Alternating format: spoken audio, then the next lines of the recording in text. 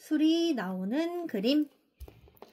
옛날 백두산 자락 아랫마을에 병든 어머니를 모시고 사는 효성 깊은 총각이 있었어. 총각은 하루 종일 집신을 총총 엮어 장에 내다 판 돈으로 어머니 드실 쌀이며 고기며 꿀떡을 사왔어. 어머니, 오늘은 집신을 많이 팔아서 어머니 좋아하시는 홍시 사올게요.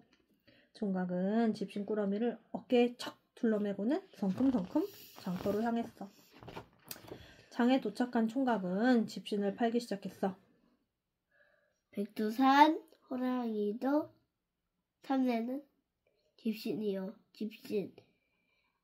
튼튼하고 오래 씻는 집신이요. 집신. 그런데 이게 웬일이야? 오늘따라 집신이 불진하게 팔려서 금세 6냥이나 되는 큰 돈을 벌었지 뭐야. 이 돈이면 어머니가 좋아하시는 홍시에 쌀 한 대박, 고등어 한 마리도 살 수 있겠는걸? 신이 난 총각은 싱글벙글 웃으며 장을 보다가 웬 노인이 구걸하는 걸 보게 되었지. 장터는 사람들로 북적거렸지만 불쌍한 노인을 거들떠보는 사람은 아무도 없었어. 우리 어머니 만난 거 사드려야 하는데 총각은 그냥 갈까 말까 한참을 망설이다가 노인의 손에 엽전 성냥을 덥석 쥐어주었어. 영감님, 따뜻한 국밥이라도 사드세요.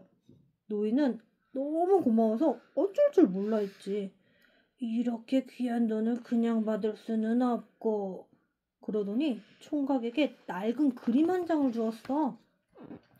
총각은 그림을 보찜 속에 넣고 집으로 향했어.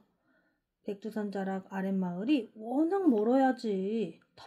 터벅터벅 길을 가던 총각은 잠깐 쉬려고 풀밭에 덜썩 주저앉았어. 아이고 다리야. 어디 그림이나 한번 구경해볼까? 총각은 보찜에서 그림을 꺼내 펼쳐보았지. 우와, 그림이 살아있는 것 같구나.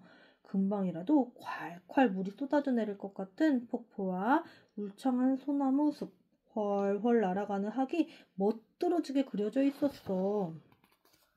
진짜 살아있는 소나무 같아. 그림 속 경치가 어찌나 아름다운지 총각은 저도 모르게 소나무를 살짝 어루만졌어. 그랬더니 이게 웬일이야? 갑자기 소나무 가지가 바람결에 살랑살랑 흔들리고 커다란 학이 훨훨 날개짓을 하는 게 아니겠어?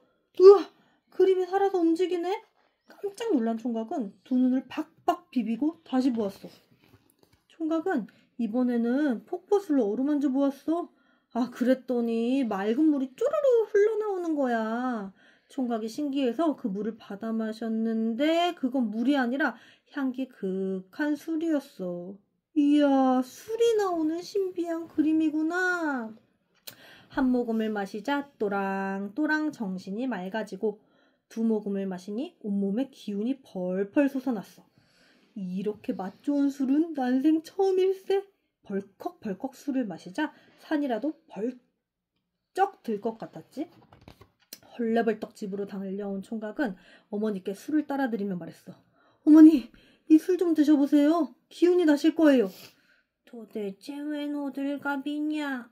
몇 년간 누워있던 어머니가 술을 마시더니 벌떡 일어나 덩실덩실 춤을 추는 게 아니겠어? 얘야, 이건 병을 고쳐주는 신비한 술이구나.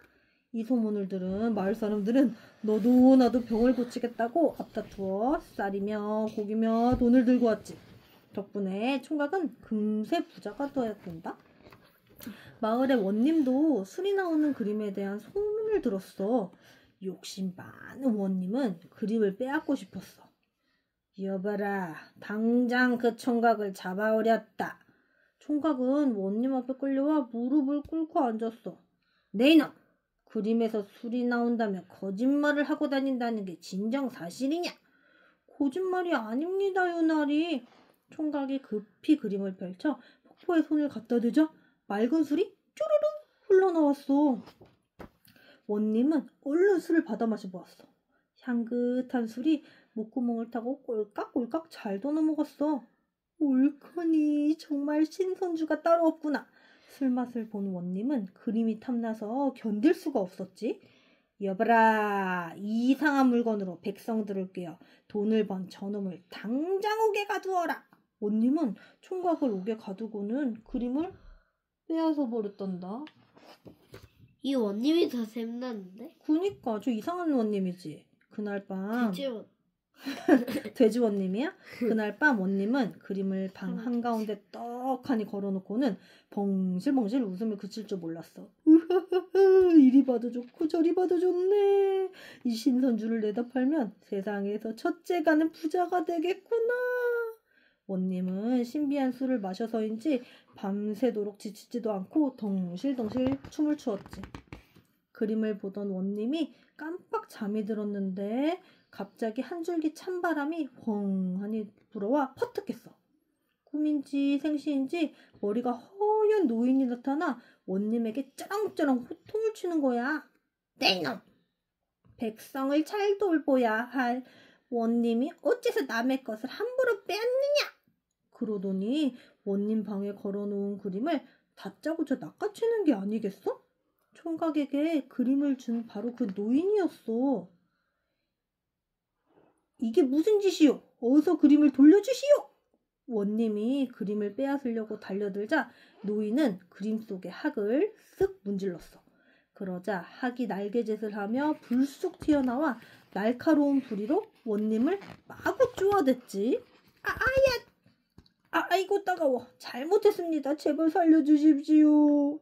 한바탕 온이나 원님은 무릎을 꿇고 손이 발이 되도록 싹싹 빌었어.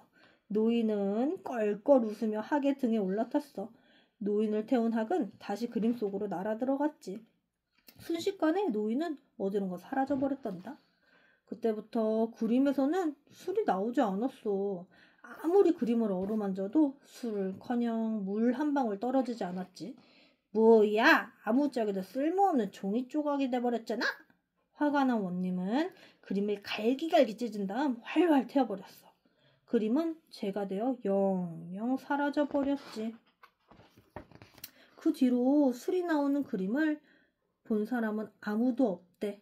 지금도 백두산 기슭에는 학을 탄 노인이 가끔씩 구름 사이로 언뜻 번뜩 나타난다고 해. 원님을 혼내준 바로 그 노인이 아닐까? 아참!